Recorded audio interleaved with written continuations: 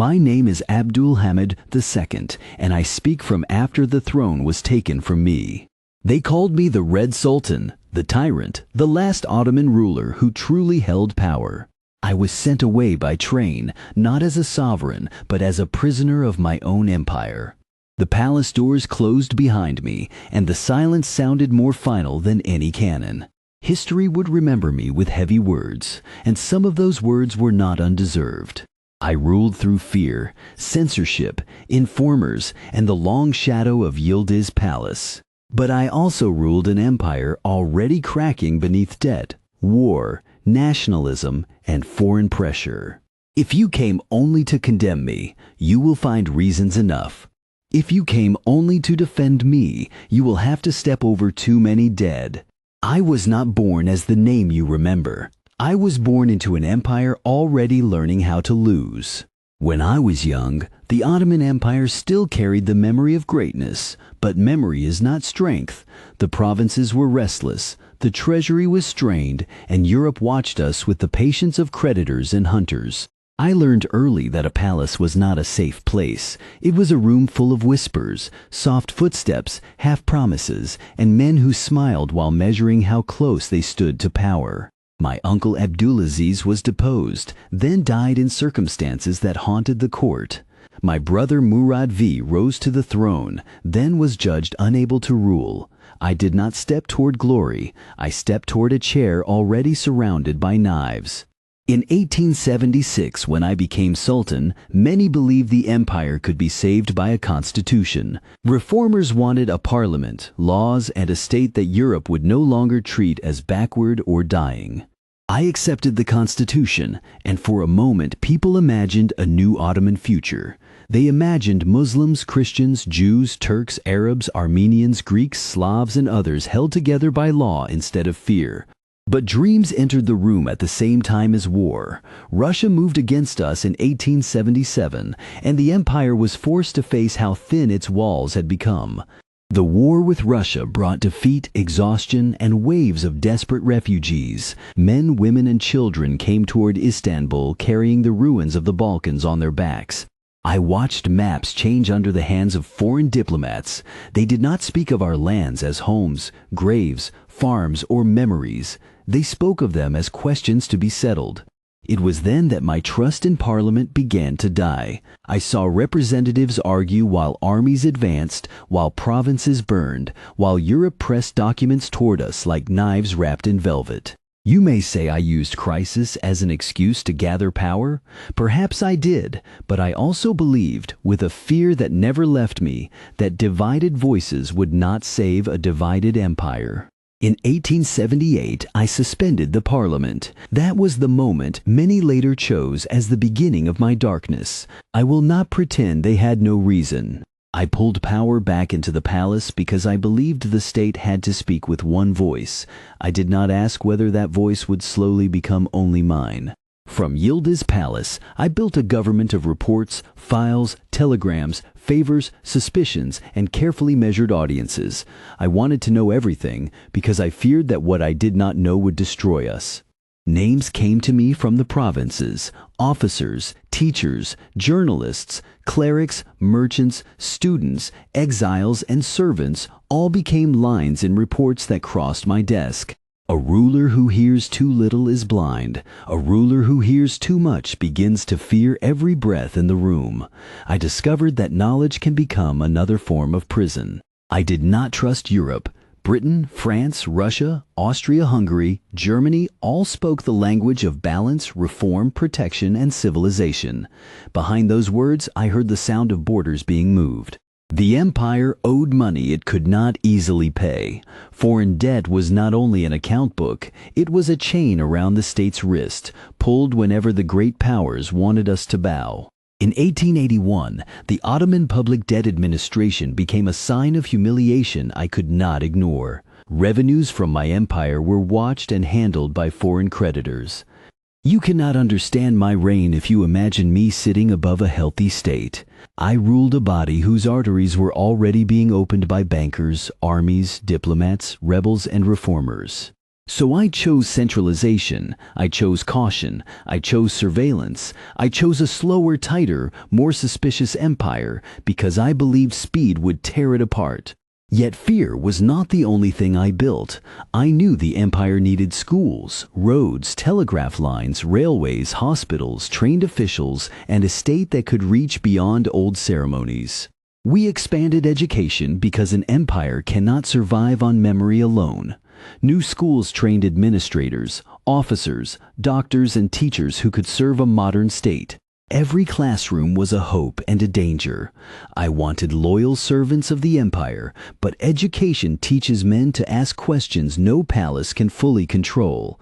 We extended telegraph lines because distance had become an enemy. A province that took weeks to answer could be lost before the capital even understood the danger. We built hospitals and administrative institutions because government could no longer remain only a ritual of decrees. Modern rule required records, statistics, uniforms, inspections, and systems. I supported the Hejaz Railway not only as a road for pilgrims but as a line of loyalty through sacred geography. Damascus to Medina was iron, faith, strategy, and symbolism laid across the desert. The railway promised connection. It also revealed the truth. The empire was too vast to hold by nostalgia and too fragile to hold by force alone. I wanted modernization without surrender. I wanted machines without foreign domination, reform without revolution, schools without rebellion, newspapers without insult, officers without conspiracy. That was the contradiction at the center of my reign. I needed the modern world's tools, but I feared the modern world's spirit. Every new school could create a loyal official or a constitutional opponent. Every railway could carry soldiers to defend the empire or ideas that would outpace my censors. I tightened censorship because printed words frightened me. A rifle could kill a man, but a newspaper could teach thousands to imagine a state without me. I ordered limits, closures, permissions, and punishments. I told myself words could open wounds the empire could not survive, but silence also wounds a society, only more slowly. The more I tried to prevent disorder, the more I made obedience feel like suffocation. Men learned to whisper instead of speak, to disguise thought instead of debate it openly. My defenders would say I bought time. My enemies would say I buried liberty. The truth is heavier. I did both and neither was enough. The empire's peoples did not all want the same future. Some wanted equality within the Ottoman state. Some wanted autonomy. Some wanted national independence. Some wanted protection from foreign powers. In the Balkans, nationalism had already rewritten the meaning of loyalty. A village, a church, a school, a language, a militia, each could become a claim against the empire. In Arab lands, in Anatolia, in the Armenian provinces, in Macedonia, every local grievance could become an international question. Europe had learned how to turn our internal wounds into diplomatic weapons. I did not invent every conflict I faced, but I answered too many conflicts with suspicion, force, and the instinct of a ruler who believed concession would be read as weakness. The darkest shadow over my name falls over the Armenians. I cannot speak of my reign honestly without entering that room, however cold the air becomes. In the 1890s, Armenian reform demands, revolutionary activism, local violence, imperial fear, foreign pressure, and religious tension became entangled in eastern Anatolia and beyond. What followed was catastrophe. Massacres swept through communities, leaving the dead, the orphaned, the ruined, and a stain that history would attach to my name. Some will ask what orders were given, what was intended, what local officials did, what mobs did, what soldiers allowed, and what the palace knew. Historians still debate parts of the machinery, but no debate can make the suffering disappear. The dead do not become less dead because officials argue over responsibility. I can say the empire feared separatism. I can say European intervention made every Armenian question feel like a lever against sovereignty. I can say revolutionary groups deepened the crisis. But none of that cleans the blood from the ground. A sovereign cannot hide forever behind the distance between a palace and a province. Power exists not only in the command to act, it also exists in what power tolerates, what it excuses, what it refuses to stop, and what it later explains away. This is where I cannot ask to be misunderstood kindly. I can only say that the empire I tried to preserve became, for many of its own people, a source of terror. I emphasized Islam and the Caliphate because I needed a language stronger than nationality. If empire was losing its old glue, I searched for another bond. To many Muslim subjects, the Caliphate offered dignity in an age when European empires treated Muslim lands as prizes. I wanted Istanbul to remain a spiritual and political center. But unity built from fear of enemies can become another wall. It can protect some, exclude others, and make loyalty feel like a test rather than a home. I was praised by some Muslims far beyond my borders. I was watched by European governments who feared that a caliph's voice might travel farther than Ottoman armies. Pan-Islam was not a simple dream. It was policy, faith, diplomacy, and desperation, all tied together by a ruler who saw the empire losing territory piece by piece. In the palace, I became more careful with every year. Caution turned into habit, habit into system, system into atmosphere. People bowed when they entered my presence, but bowing is not trust. A man can bend his body while hiding an entire rebellion behind his eyes. I looked at ministers and wondered who they served. I looked at officers and wondered what they read. I looked at students and wondered which foreign idea had already entered their blood. Loneliness is not always an empty room. Sometimes it is a crowded court where every word arrives polished, filtered, and afraid. The empire needed capable men, but capable men are dangerous to a fearful ruler. The more talent I gathered, the more I wondered whether talent would someday organize against me. In Macedonia, in the military schools, in exile circles, in secret committees, a new generation began to see me not as the protector of the empire, but as its cage. They called for constitution, parliament, liberty, and restoration. They believed the empire could be renewed if law replaced personal rule. They would later be called Young Turks. Some were idealists, some were conspirators, some were patriots, some were ambitious. Most were more complicated than the labels placed on them. I understood their anger better than they knew. A state that does not allow open opposition teaches opposition to become secret. But I also feared their confidence. Young men often believe that if a door is locked, breaking it open is the same as knowing what lies beyond it. In 1908, the pressure rose from Macedonia. Officers moved, units stirred, and the demand for restoring the Constitution became impossible to ignore. I restored the Constitution and reopened the Parliament. In the streets, there was celebration, relief, and a sudden belief that the long night had ended. Newspapers spoke again with a force I had tried to contain for decades. Men embraced one another as if liberty itself had returned from exile. My name was still recited in the Friday prayer, and my portrait still hung where authority required it. But power had begun to leave me in ways no ceremony could reverse. A sultan can sign a decree. He cannot command an age to return to its old posture. He cannot make young officers unlearn what history has taught them. I watched the empire celebrate a freedom I had feared. I wondered whether they had been right, or whether joy was simply another kind of blindness before disaster. Then came 1909, the counter-revolutionary unrest in Istanbul. The confusion of soldiers, clerics, factions, and fear opened the final door beneath my feet. The Action Army marched toward the capital. Once again, men with uniforms and political certainty came to decide the fate of the throne. They accused me of responsibility, conspiracy, and danger to the constitutional order. My enemies did not need to prove every shadow. They needed only enough shadow to remove me. The parliament and religious authority accepted my deposition.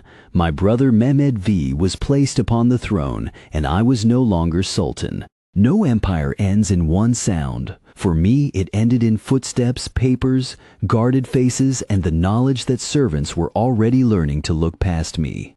They took me from Yildiz Palace and sent me to Salonika. The train moved through lands I had ruled, and every mile made my former power feel more unreal. I had spent years fearing exile, conspiracy, and betrayal. When they finally came, they did not arrive as a melodrama. They arrived as procedure. In Salonika, I lived under guard, near a city full of languages, soldiers, traitors, memories, and futures that no sultan could fully control. I had once received reports from across the empire. Now I received fragments, rumors, delayed news, and the slow humiliation of waiting. The men who removed me soon learned that a constitution does not heal every wound. A parliament cannot make debt vanish. Liberty cannot silence every nationalism. I do not say this to absolve myself. I say it because history often replaces one illusion with another and calls the second illusion progress.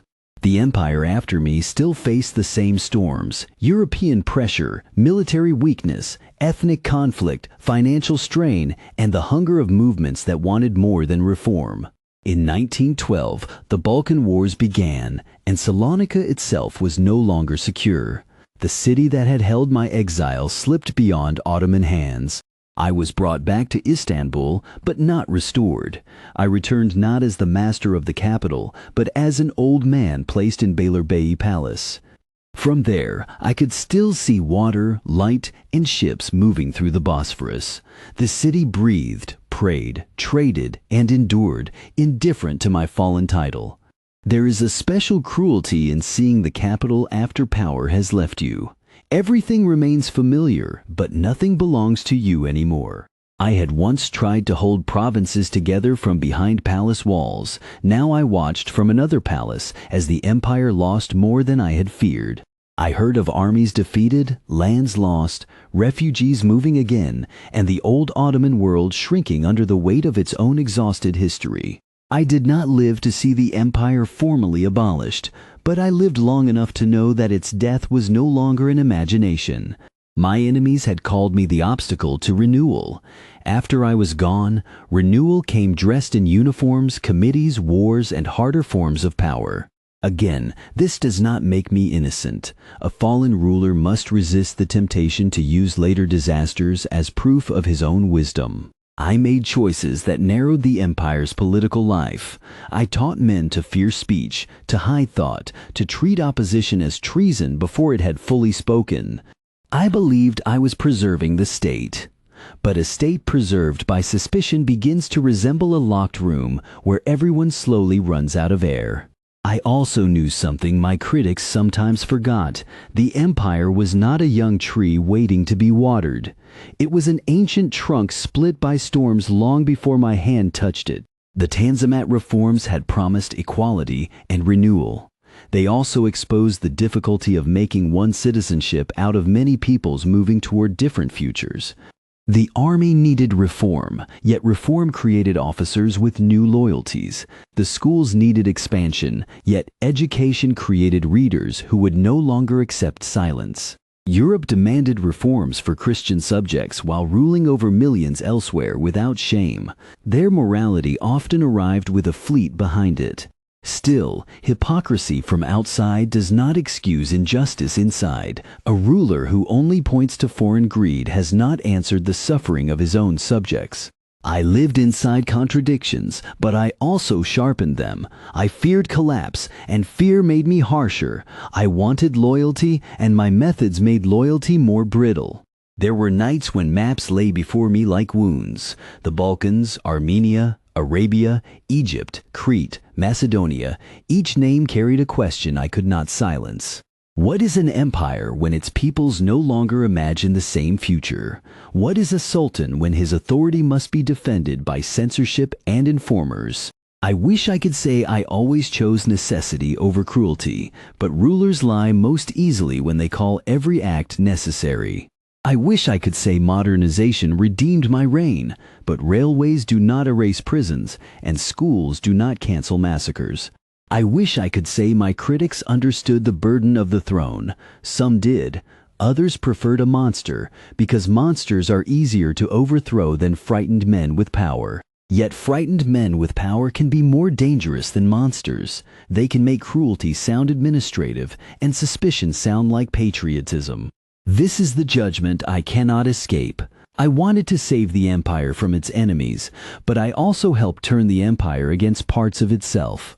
When I think of the Hejaz Railway, I see pilgrims, soldiers, engineers, workers, desert stations, and an empire trying to draw one long breath across distance. When I think of the schools, I see boys in uniforms learning the language of the state, some ready to serve me, some ready to bury my rule.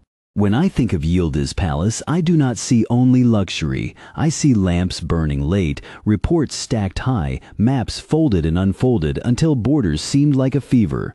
When I think of censorship, I hear the silence I ordered. It was not peaceful silence. It was the silence of words forced underground, where they grew sharper. When I think of the Armenians, I see the abyss of my reign. No explanation can turn that abyss into a footnote. I can speak of context, but context is not absolution. I can speak of imperial fear, but fear does not resurrect burned homes. I can speak of rebellion, foreign pressure, and state survival, but if survival requires making subjects feel hunted, then survival has already become a form of defeat. Old age teaches a ruler that the state is not the same as the throne. I learned that too late, and perhaps only after the throne was gone. The state is not the velvet seat, not the procession, not the sword-girding ceremony, not the seal pressed into wax. The state is the tax collector at a village door, the schoolmaster in a cold classroom, the mother waiting for a son taken by conscription, the minority family wondering whether the law will protect them.